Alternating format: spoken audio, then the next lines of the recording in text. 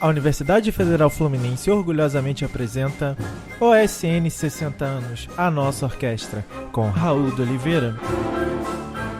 Salve, salve! Eu sou Raul de Oliveira, contrabaixista da Orquestra Sinfônica Nacional e pesquisador da história da nossa OSN.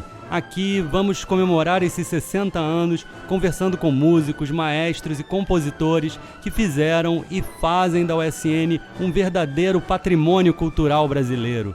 Sejam todos muito bem-vindos ao podcast OSN 60 anos, a nossa orquestra.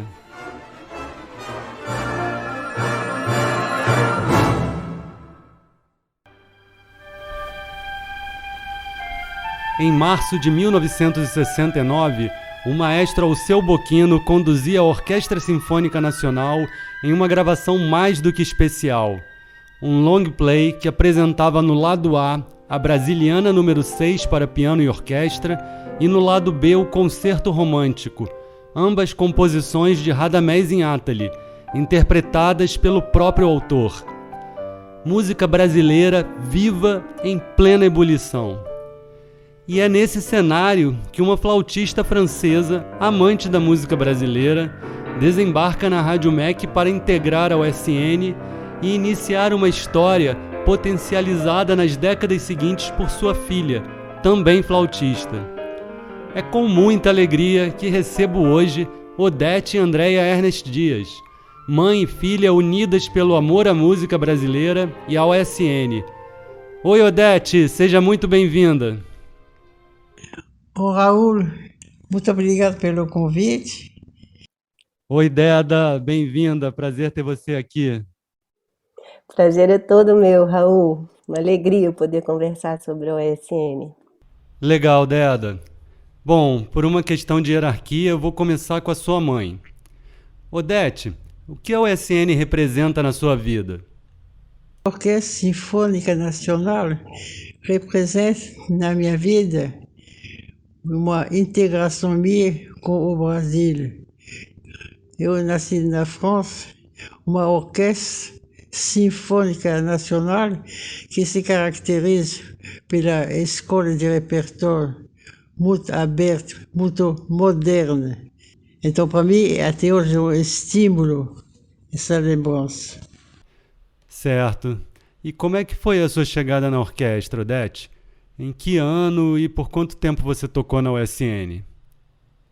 Eu entrei na OSN a convite do maestro Alceu Bocchino em 1969 e toquei até 74, quando atendi o convite da Universidade de Brasília, com dedicação exclusiva. Então, me mudei de orquestra, me mudei de cidade. Entendi. E você, Deda? Vou te chamar assim, né? Você é Andréia Ernest Dias, mas né, no meio musical, aqui os colegas, a gente sempre te tratou por Deda, eu vou ter essa liberdade aqui. Fique à Deda, vontade. então, aí agora eu queria saber também de você, o que é a Sinfônica Nacional para você? O que ela representa na sua vida? A Sinfônica Nacional está presente na minha vida, na maior parte da minha vida, né? E me acompanha, assim, praticamente em toda a minha trajetória profissional. Me profissionalizei aos 18 anos e entrei na Sinfônica Nacional com 28 anos. Então, com 10 anos de profissão, eu consegui ingressar na Sinfônica Nacional com concurso público, acho que o primeiro concurso público que teve, né? Em 1989, eu fui aprovada junto com o Helder e o Murilo Barchetti, né? E o Murilo já tocava lá na orquestra, então ele foi o primeiro a ocupar a vaga deixada, acho que pelo Lenir Siqueira ou pelo José Lana, e em seguida eu entrei na vaga que foi do professor Celso Voltsen-Logel, né? Então, assim, aconteceu de serem nós três da mesma geração de flautistas e fizemos, então, um naipe ao longo desses 30 anos, 29, quase 30 anos de naipe juntos, um naipe muito bom. E a Sinfônica Nacional, então, acompanhou todo o meu crescimento, né? me deu suporte para a vida profissional, me deu possibilidades de, de estender, né, o meu entendimento sobre música, né, sobre a profissão mesmo, assim, ao longo dos anos todos que eu permaneci lá, tive muitas possibilidades de crescimento artístico, né, e crescimento pessoal também, fora as relações humanas, num ambiente de trabalho muito respeitoso e muito produtivo. Que legal, muito bacana, Deda. E era um super naipe, né? Que sempre teve. As flautas na USN têm essa tradição, né? Desde o início de grandes flautistas. É um privilégio mesmo ter participado da orquestra e tocado junto com você e com esses flautistas incríveis. Agora, você então chegou em 91 e como é que era essa... Você falou dos flautistas, mas como é que era essa orquestra, né? Essa USN nessa época, assim? Em 91 ainda era uma orquestra muito que misturava muitas gerações, né? Tinham músicos muito antigos, ainda advindos da própria Rádio MEC, né? Uhum. E nós, um grupo de músicos mais jovens que tinha recém feito o concurso, né? Então, era uma troca entre gerações, uma troca musical muito bacana. E aí tinha também a experiência da geração anterior, que era uma experiência profissional também um pouquinho diferente da nossa, porque cada geração vai tendo um mercado diferente, possibilidades diferentes, né? Eu sei Claro. que tinha o professor Raul Pena Firme, por exemplo, Uhum. contrabaixista, que fazia os prólogos dos concertos. Raul Pena Firme era uma grande autoridade ali dentro da Sinfônica Nacional, um cara que militava também pela orquestra, né? Tinha a família Reis, Carmelita, tinha o Astrogildo, também pessoas né, que atuavam politicamente também, então isso foi uma coisa, um aprendizado importante, assim, né, num grupo como esse.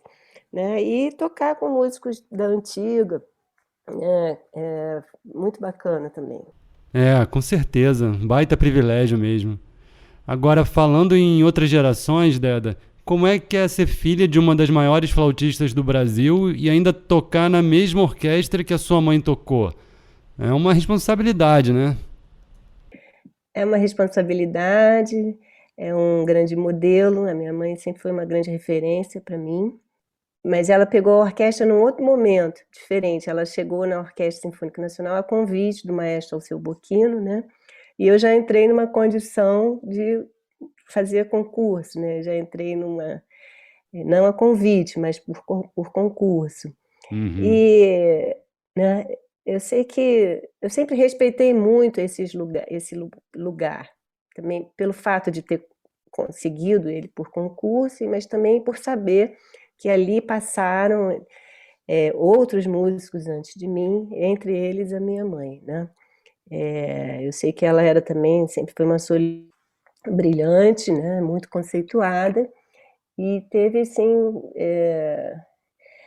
não foi uma passagem de bastão, porque entre ela e eu ali passaram alguns anos, né? Outros músicos, como o professor Celso, o professor Leni, ocuparam essa cadeira, né? Enquanto eu me formava, mas, Uhum. assim, simbolicamente, é uma passagem de bastão, sim. Eu sinto muita alegria e tenho, como você disse, é uma responsabilidade muito grande, né? Ocupar lugar de pessoas que tocaram ali, que abrilhantaram aquela estante, né? Aham. E você cumpriu muito bem. E além da música, do tocar, você sempre teve uma participação política muito ativa dentro e fora da USN. E em 2003, você participou da fundação da Associação dos Músicos da Orquestra e fez parte do primeiro Conselho Fiscal. E em 2011, né, você foi eleita presidente da associação. Como é que era essa atuação na associação, o objetivo, e que diferenças você percebeu nesses dois períodos? Então, a Sinfônica Nacional ela já é fruto, né, de uma mobilização de classe, né? Desde a sua fundação, com os compositores, né, os maestros brasileiros, né, o maestro Edino, o maestro Mignone, o José Siqueira. Então, foi a fundação da própria orquestra é uma movimentação de classe, né, em direção à música brasileira. Isso é uma atuação política, né? Então, acho que quem entra ali na orquestra rapidamente é impregnado um pouco dessa história, né? Saber qual é o grupo que você está tocando e o que ele representa, né, na sociedade brasileira.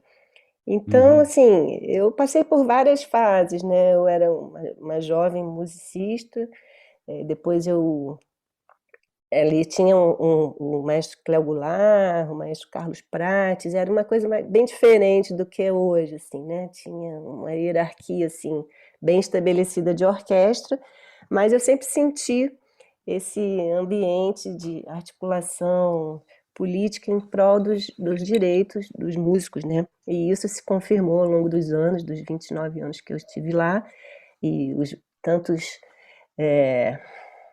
altos e baixos que a orquestra, né, passou, e que agora a gente vê como ela está num momento tão rico e tão bonito, né? A gente sabe que isso é fruto de uma atuação das pessoas que ali estão, né?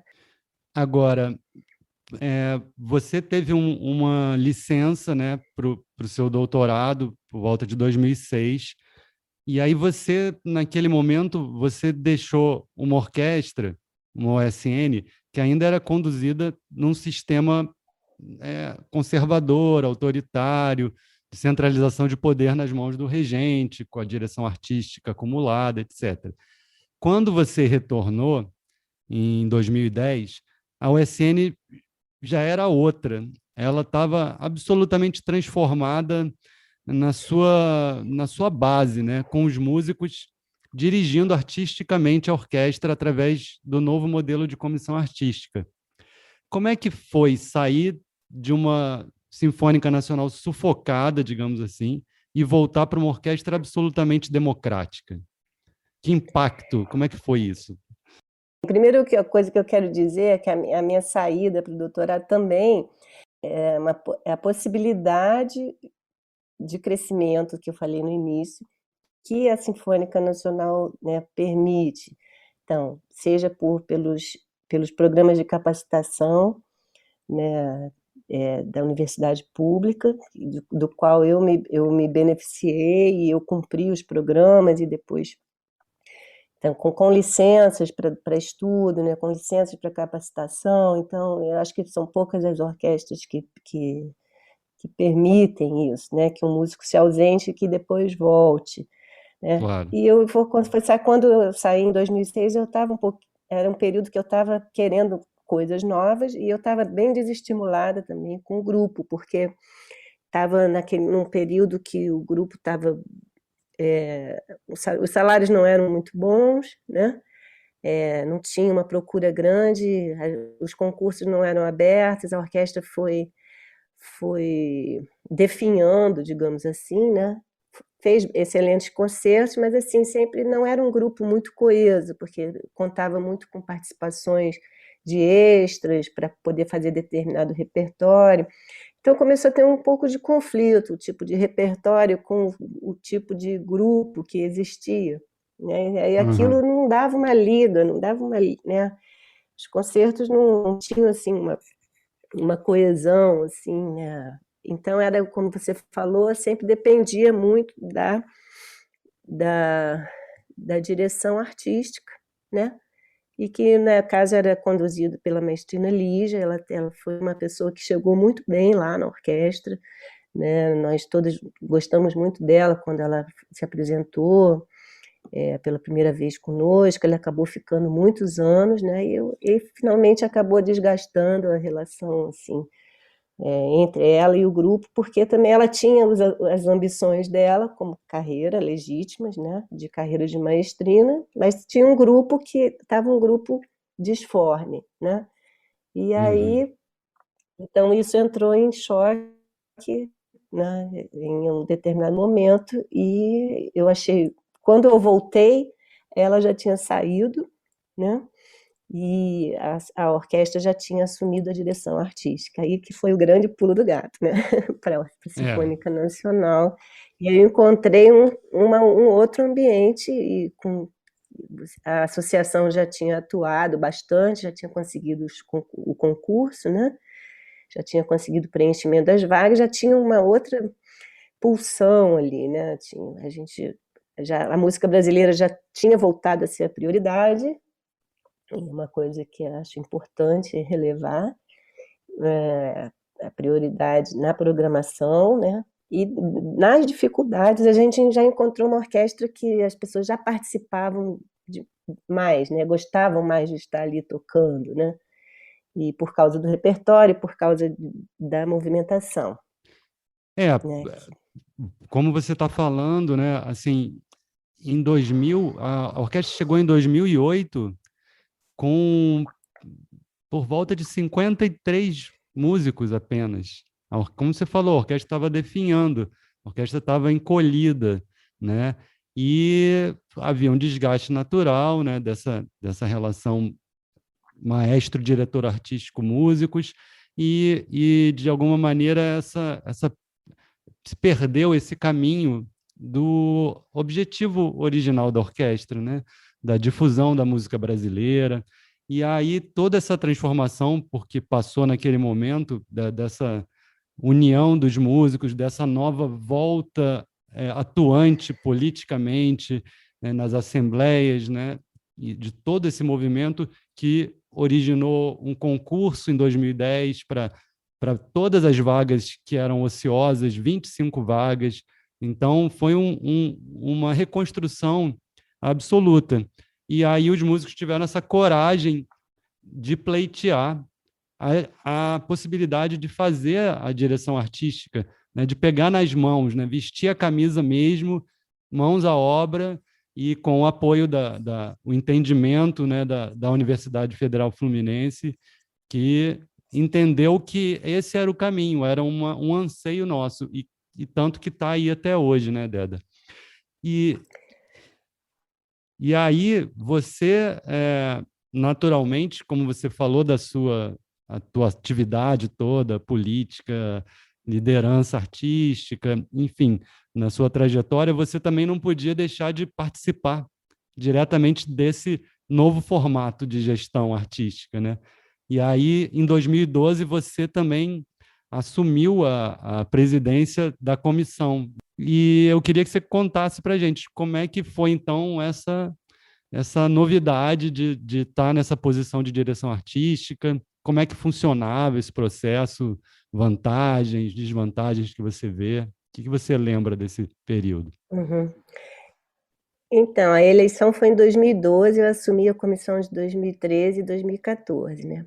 E antes eu já tinha tido o seu exemplo, o seu próprio exemplo, né? Que você de condução artística, né? Mas as dificuldades que você encontrou, você já pavimentou o caminho para mim, né? Assim, para mim não, para nós, a comissão que foi eleita, Sônia Nogueiro, Tomás Soares e o Davidson Branco de suplente, acabou assumindo depois, quando o Tomás também pegou uma licença para fazer um mestrado fora. E, mais uma vez, novamente um músico sendo capacitado, né, para depois poder retornar com melhor qualidade, né, no seu trabalho. E aí, quando eu cheguei, então foi também foi um impulso, falei, um ato de coragem, assim, né? Eu me lembro que era muito difícil as pessoas levantarem o dedo para se candidatar para a comissão, porque é um trabalho voluntário, né? É um trabalho de dedicação praticamente exclusiva, né? Porque você tem que organizar, é um trabalho de relações públicas, porque você tem que coordenar convites com maestros, com solistas, né? Você tem que fazer uma conta de chegar, porque o orçamento nunca é suficiente, né? E aí foi um entendimento do que é esse grupo, né? Do que é uma orquestra profissional dentro da uma universidade pública, de ter um orçamento restrito. Mas, assim, e eu tinha, já como você já tinha vindo nesse caminho, né, de recuperação da estética do repertório brasileiro, eu falei, vou encarar aqui, eu já comecei a ver o que seria possível fazer, e comissão, eu conversei com os colegas, vamos lá, né? Então, porque a gente as candidaturas eram individuais, mas a gente conversou de forma a propor. Aí eu comecei a propor coisas mais formais, assim, tipo assuntos, né? Assim, vamos fazer uma homenagem ao Guerra Peixe, vamos ver uma amostra de música brasileira da atualidade, dar um pouquinho mais de forma ao que a sua comissão, a comissão anterior já tinha feito, né? Então, eu acho que eu fico bastante contente, assim, por exemplo, a mostra foi algo que, né, que saiu da minha cabeça, da cabeça da comissão da qual eu conduzi, mas e que ficou, né, como legado, assim, e que acho que é importante. A ideia principal era a gente não depender de outras pessoas para realizar as nossas ideias, né? Aham. E não ficar, exatamente, não depender e não estar, digamos assim, sujeito a questões pessoais, né, individuais de carreira, de alguém que esteja numa direção artística e não necessariamente estar alinhado com a razão de existir da Sinfônica Nacional, que é muito maior do que todos nós, né?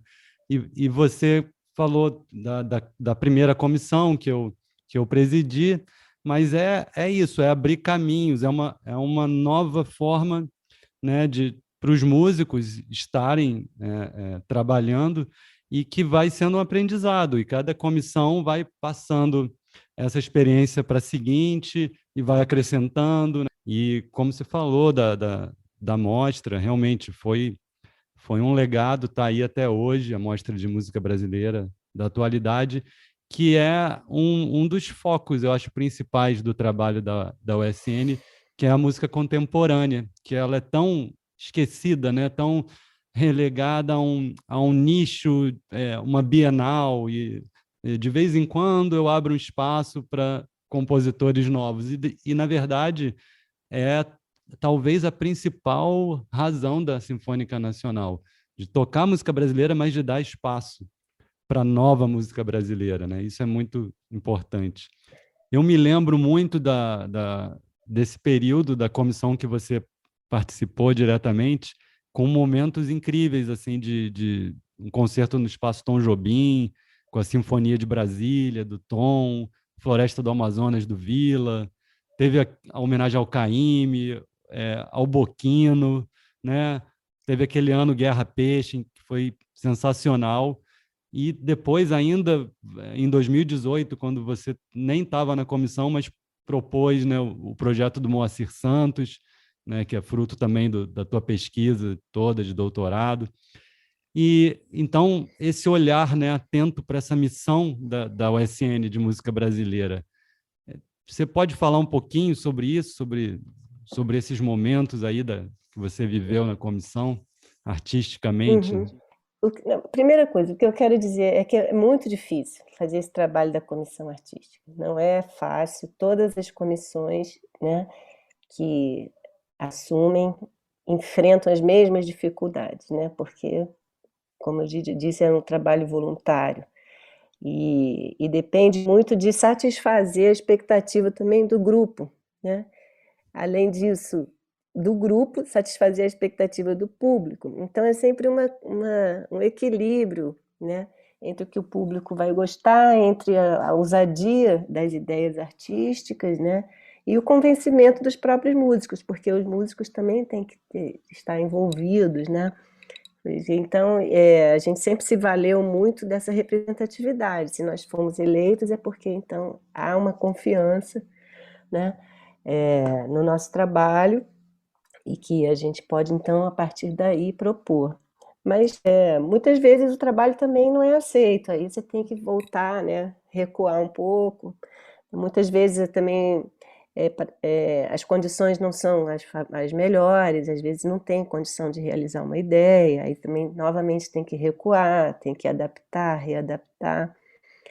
Eu sei que na 2013, 2014, a gente tinha sempre essa ideia de levar a orquestra para fora de Niterói, para fora da UF, né, tocar em outros palcos. Então, o Espaço Tom Jobim foi um primeiro assim, que a gente voltou a ocupar. Fora isso, a gente também foi fazendo a articulação das relações públicas. Eu me lembro da comissão ir até a Rádio MEC, falar, olha, nós estamos aqui de volta, a orquestra está viva, a gente está num movimento novo, a gente foi até a Viva Música com a Heloísa Fischer, conversar, olha, nossa programação é assim, tá? A gente não tem verba para fazer grandes propagandas, mas a gente tem uma programação consistente. Então, começamos a fazer essa articulação, né? E resultou. Então, assim, eu também tinha a ideia de trazer grandes maestros, a ideia dos maestros convidados na comissão de 2013 e 2014, a gente ainda tinha um leque e tinha um orçamento melhor também, por incrível que pareça, diante do quadro hoje, né? A gente conseguiu trazer o maestro José Maria Florencio, da Polônia, a gente trouxe o maestro Lanfranco, Marcelete Júnior, trouxemos ele do México, ele é brasileiro, mas estava radicado lá. Aí a universidade, aos poucos, foi entendendo também esse mecanismo, né? Depois que também nós conseguimos aprovar o regimento interno, que dava mais força à comissão artística, né? Que estabeleceu, de fato, a comissão artística como principal organismo da Sinfônica Nacional. E isso tudo, começamos a articular também a TV universitária, né, a TV UF, né? UF-TV, a gente fez parceria com a UF-TV, temos vários registros dessa época, tudo dentro da instituição, né? Usamos também o mecanismo de divulgação da própria universidade, que tem um departamento de imprensa lá no alto, né, no prédio da reitoria. A gente foi mexendo, assim, podemos ir aqui, podemos ir ali, tudo dentro das instituições. Isso é muito bacana de dizer, né? Assim, nunca tivemos verba de fora, assim, né, para projetos. Foi tudo sempre uma verba oficial do governo, da universidade pública. Isso é muito importante, né? Isso é uma coisa que a gente tem que estar brigando sempre para manter, para ampliar, né? A gente está hoje enfrentando muitas dificuldades aqui, comemorando esses 60 anos, mas preocupados, né, com esse futuro, e a gente tem que estar cada vez mais entendendo essa situação. Você falou muito da dificuldade da comissão e do trabalho voluntário, que é um trabalho voluntário, embora a gente, no nosso regimento, tenha aprovado uma gratificação, né, oficial dentro da hierarquia da universidade para a comissão artística, que em qualquer orquestra no mundo é o cargo mais bem gratificado, né, de uma orquestra, é a direção artística. E a gente segue fazendo dessa forma, por amor, por um respeito a essa história, mas, enfim, essa certeza de que a institucionalidade ela é muito importante, que esteja cada vez mais sólida, né? E que a gente continue brigando por esse financiamento público, né? Para as universidades, para os grupos culturais, enfim. É fundamental. Então, acho que todo o resultado, né, desse tudo aí que a gente está falando, a comissão que me sucedeu também, do Davidson, chegou a gravar, a gente gravou 4 CDs, né, assim, fez renovou a discografia, né, já era um projeto da comissão de 2013, 2014, mas acabou sendo realizada na próxima comissão, então tudo uma coisa vai sendo de um, vai sendo de outro, né. É legal ver como vai encorpando, né? Como vai ganhando forma a cada comissão, né? Você vai somando acertos, aparando algumas arestas, sempre vai ter os problemas, e essas diferenças, essa comissão, né? Essa diferença de ideias, mas também um sistema de avaliação constante por parte de todo o corpo orquestral, né? De poder criticar, de poder opinar no que está vendo, nos caminhos, e ser tudo muito democrático, muito votado, né? Isso é uma experiência transformadora, acho que todo mundo que passa pela comissão sente isso. Agora, voltando a falar com a sua mãe, eu queria tocar num ponto bem bonito. Odete, Seu amor pela USN se traduz de várias formas, mas muito pela sua presença ainda hoje nos concertos na UF nos domingos de manhã. O que mais te atrai? O que é mais marcante para você na USN de hoje? Agora, fatos muito marcantes é a presença do público, a reação do público nos domingos de manhã em Niterói, uma festa, o caráter festivo desses concertos e o caráter moderno e, como eu já falei, de uma maneira a mais ampla possível, a questão popular é uma orquestra que transmite uma vibração de vida. Que lindo, Odete. Lindo. E você, Deda? Qual o momento mais te marcou na sua trajetória na USN? Foi uma gravação, um solo? Sim, como solo, assim, eu acho que a música do Imbuí, do Pauxi Gentil Nunes, né, que ele fez a versão orquestral para flauta e orquestra, que eu tive a oportunidade de solar, regida pelo Roberto Vitório, dentro da Mostra de Música Brasileira da Atualidade. A mostra, o concerto do Dorival Caymmi, que parte era homenagem ao Dorival Caymmi, com a Rosa Passos e o Gilson Peranzeta como arranjador, e a segunda parte era dos compositores, do grupo de compositores da Bahia, né? Wellington Gomes, Paulo Costa Lima, Paulo Rios, né? Então, gerações e gerações daquele importante núcleo de criação de música contemporânea no país, né? O concerto sobre Vila Lobos, né, que o Tobias Volkmann regeu brilhantemente com a Sônia Rubinski no Teatro Municipal, né?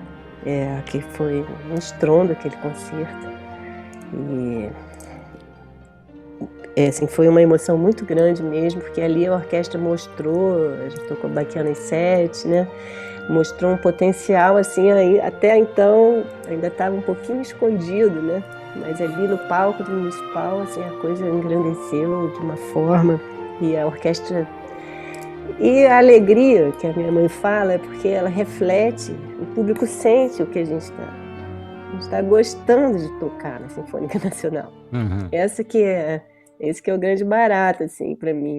E aí eu acho que é isso que a gente conseguiu, né? A gente conseguiu essa resposta do público, a gente consegue fazer discos lindos agora, a gente tem uma conceituação muito melhor diante da classe musical e do meio musical, né? A gente recuperar a história com os antigos, recuperar os depoimentos, recuperar os valores da Orquestra Sinfônica Nacional. E isso passa na hora da gente tocar. É muito bacana isso, porque é o que você falou de uma verdade, né? De uma verdade mesmo, né? De estar tocando aquilo de coração. E é muito interessante. Eu estou fazendo, né, esse podcast, conversando com vários músicos, e acaba que os depoimentos vão se entrelaçando.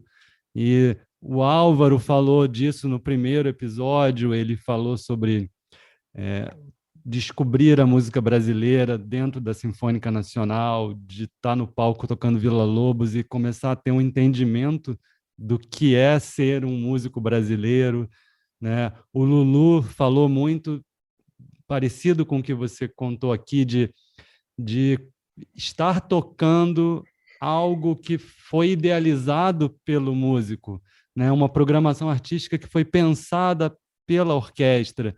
E aí o prazer que isso dá, né? De você aí ir para o palco de uma maneira total, né? E é isso que você está colocando aí, essa alegria transborda, né? A gente sabe dos problemas, mas eu acho que tem essa verdade aí passa muito forte para o público. Queridas, muito obrigado mesmo. Foi um prazer conversar com vocês. Obrigado, Odete. Raul, muito obrigado. Fiquei muito honrado e muito muito feliz de poder participar desse aniversário da OSN. Muito obrigado para você. E para mim, me coloca, apesar do passado, me coloca na sua atualidade. Parabéns pela sua iniciativa. Eu que agradeço, Odete. Foi uma honra. E Deda, obrigado demais também por esse teu depoimento tão detalhado e verdadeiro.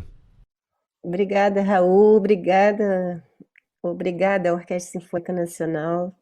Parte para sempre da minha vida. Então só tenho mesmo a agradecer à Sinfônica Nacional por tudo que ela me proporcionou e proporciona.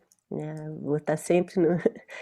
Até os colegas falam, você não sai agora da plateia? Eu falei, agora não. A orquestra não sai de mim, agora eu gosto de ir ao concerto. E eu vibro a cada acorde final, a cada som lindo que sai desse grupo, né? Isso é muito bacana. Isso é lindo, né? Isso é um privilégio da nossa profissão, né? E da nossa orquestra, né? De você se aposentar, mas continuar aproveitando tudo que essa orquestra pode oferecer e de um outro lugar, mas com a mesma intensidade. Obrigado, Deda. Obrigada a você, Raul, por esse papo. Foi ótimo. Obrigada. No próximo episódio, vamos seguir nossa viagem pela história da USN, conduzidos pela batuta do maestro Roberto Duarte, incansável pesquisador e intérprete da música brasileira e parceiro da Sinfônica Nacional em todos os momentos. Até breve!